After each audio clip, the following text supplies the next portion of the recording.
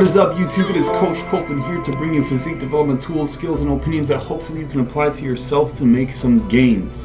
In this video, we are back with dieting for hypertrophy.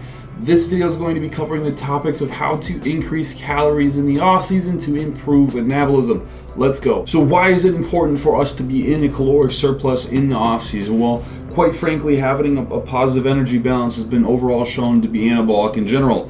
You have to remember that food is signaling your body to make changes. The food we're intaking, like proteins, is going to turn on mTOR, the mammalian target to rapamycin. It's going to increase insulin, which is going to increase hyperinsulinemia, which is going to increase muscle protein synthesis.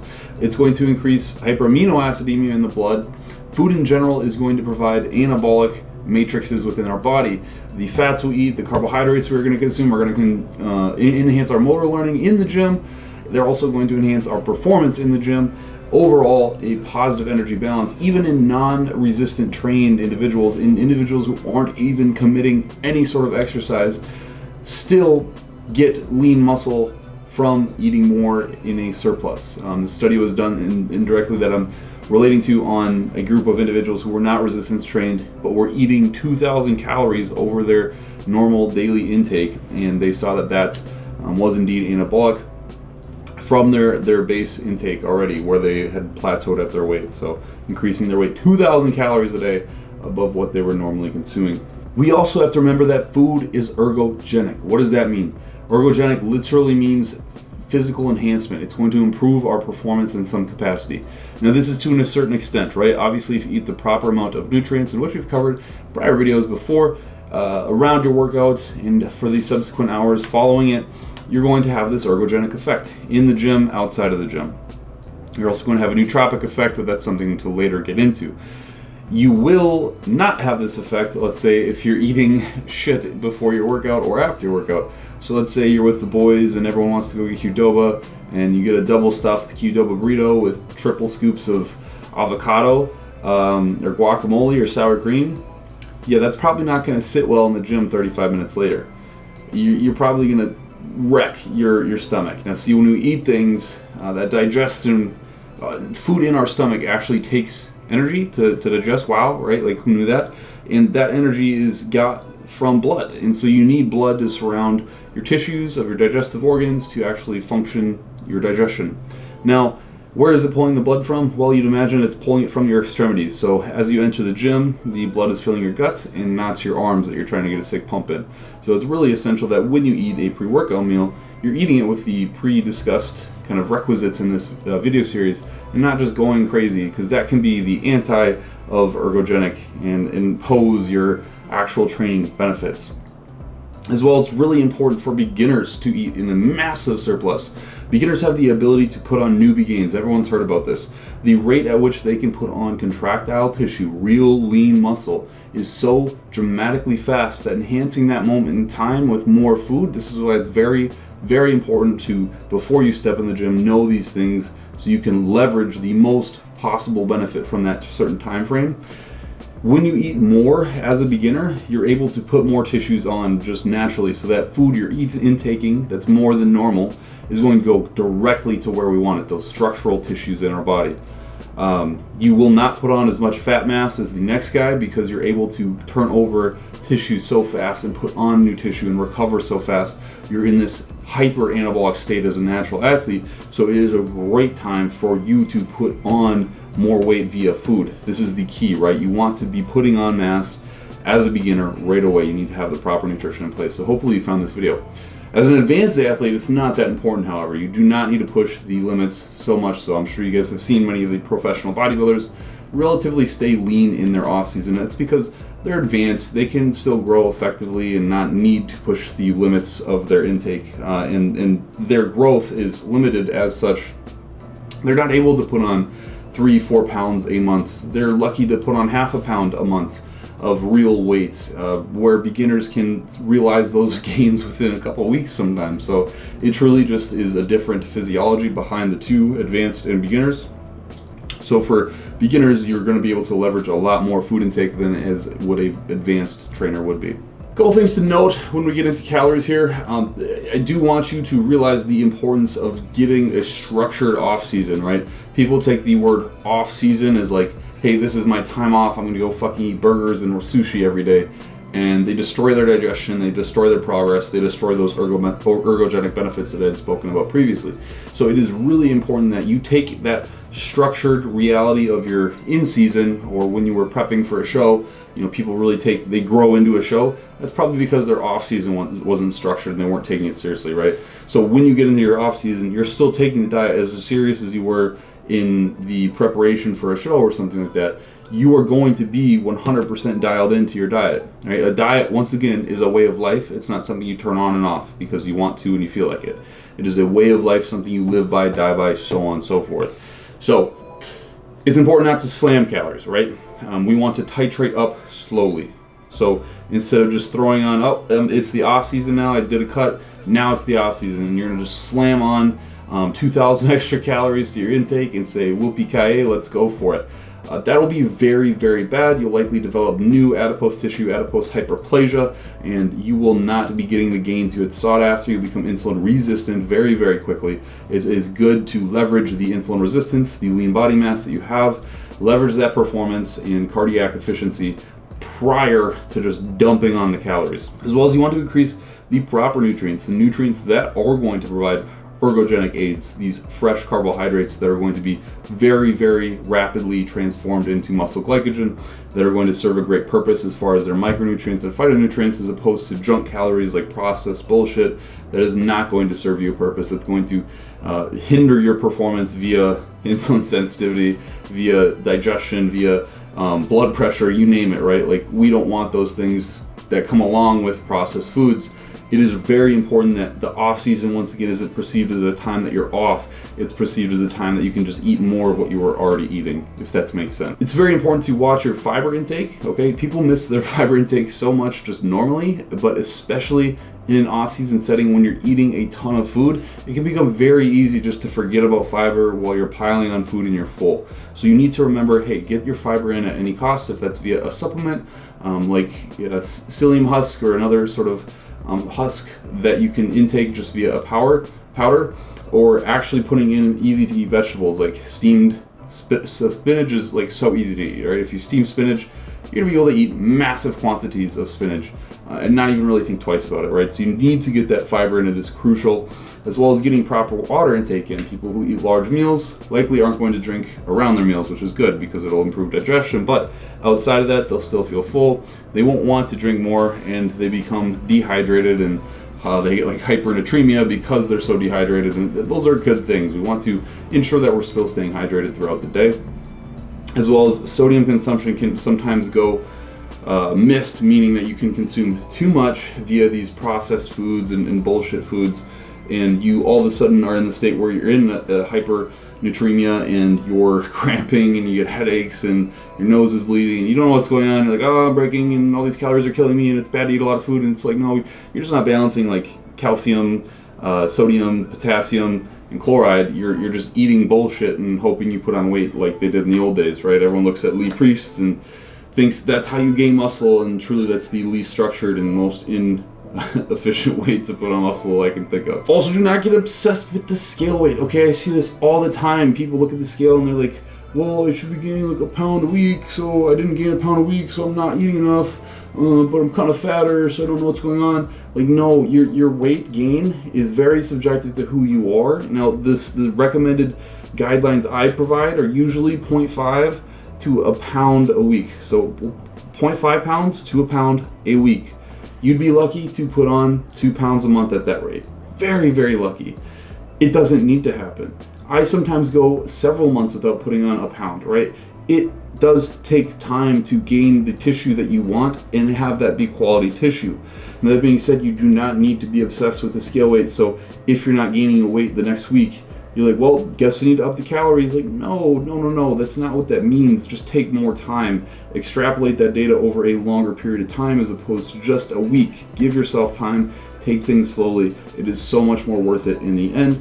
As well, don't get obsessed with the weight going up. Usually we're coming to the off season or a point of gaining from a position where we were much, much leaner.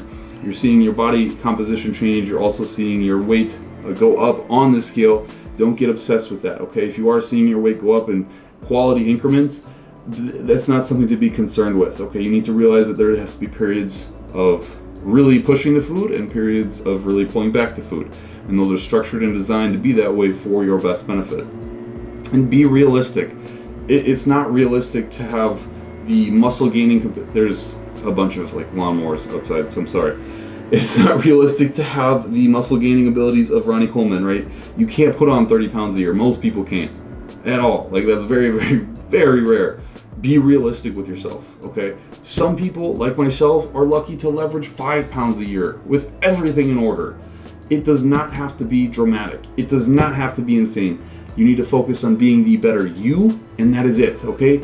Fuck off with all these social media influencers who talk about their dramatic weight gains in a single season and they only did this one thing, and if you pay them $25, they'll send you that one thing for free and you'll get everything you need to get a big arms in the off season, 22-inch arms, right? Bullshit, okay?